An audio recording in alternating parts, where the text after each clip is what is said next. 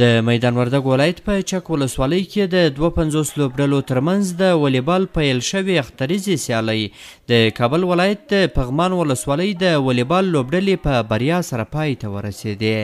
د دې ولایت بدني روزنې او ورزش مسؤلین وایي چې دغه سیالۍ د لوی اختر په ورځو کې د 52 لوبډلو ترمنځ پیل شوې وې او د پغمان ولسوالۍ پکې لومړی او د میدان وردګ ولایت د چک ولسوالۍ دوهم مقام خپل کړ.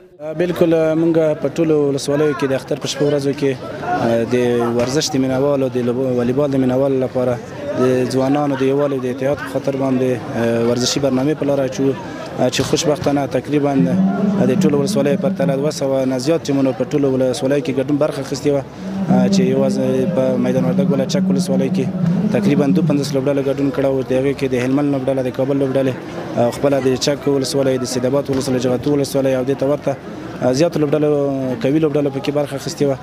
یوازینی هدف د دغو سیالیو څخه د ځوانانو ترمنځ یووالی مینه او ورورولي ده او د اختر شپې ورځې په خوشحالۍ سره تېرول دي. موږ هدف د ورزشکارانو د اختر مبارکۍ په نامه لاندې د سیالۍ وه تر څو وغواړو د افغانستان د ورزش ډګر او د ورزش ځوانان یو د بل سره اختر مبارکي وکړه او د ورزش رونق وکړه د افغانستان جامعې ته.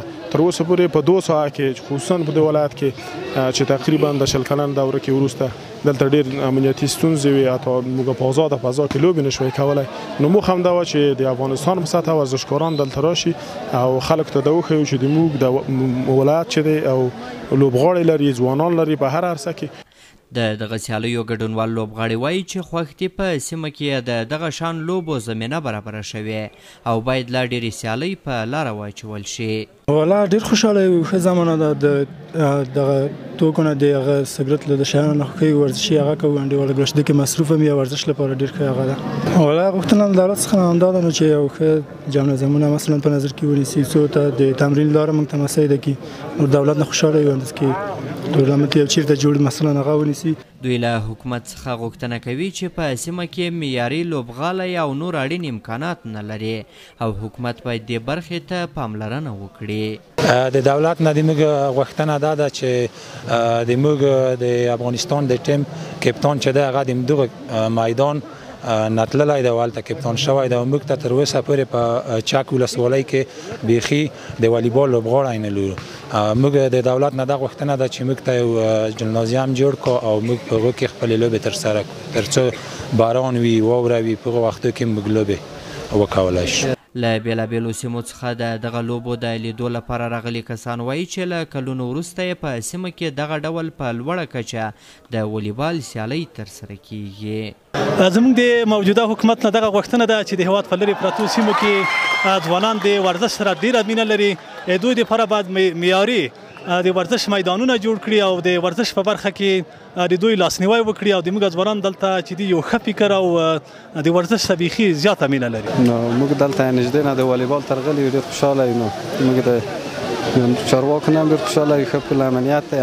نو موږ غواړو چې نورې لوبې هم دغه رقم ته په هر ځای کې چې وي وشي یعنې په پوره امکاناتو برابر هر ټول خلک راغلي دي نو ډېر خوشحالۍ احساس کوم. غوښتنه مې دا ده د امارات چارواکو نه چې هر وخت یعنې په هر ولایت کې داسې لوبې ترسره شي تر څو ټول خلک په یووالي او اتفاق سره راشي او دلته خوشحالۍ احساس وکړي او خوشحالي وویني. خو مسؤلین بیا وایي چې دوی هڅه کوي د دې ولایت په ټولو ولسوالیو کې دغه ډول لوبې د لوبغاړو لپاره برابرې کړي او دغه راز د لوبو کولو امکانات هم د دوی په واک کې ورکړي. یوازینی د ورزشکارانو همدا ستونزه همدغه د ورزشي وسایل کموالی دی.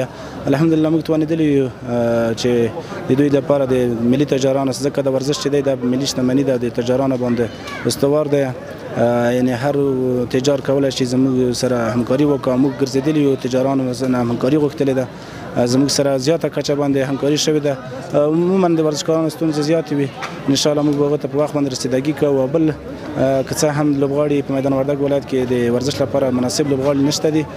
موږ کوشش کړی دی چې تر دې دمه 3-4 دانې پیشنهاد کړي دي خو متاسفانه چې انکشافي بودیجه تر اوسه د اسلامي امارت سره نشته. موږ ته ډاډ راکړل شوی دی که چېرته بودیجه پیدا شي په ټولو ولسوالیو کې موږ ښه معیاري لوبغاړی ولرو. د یادونې وړ ده چې والیبال په افغانستان کې له هغه لوبو څخه شمیرل کیږي چې په کلیوالي سیمو کې ډیری ځوانان ورباندې بوخت دي، خو د دغه لوبغاړو پر وړاندې د معیاري لوبغالو نشتون او د لوبو کولو د وسایلو نه درلودل جدي ستونزې دي. احسان الله کریمي، CGTN پښتو، د میدان وردګو ولایت د چک ولسوالۍ.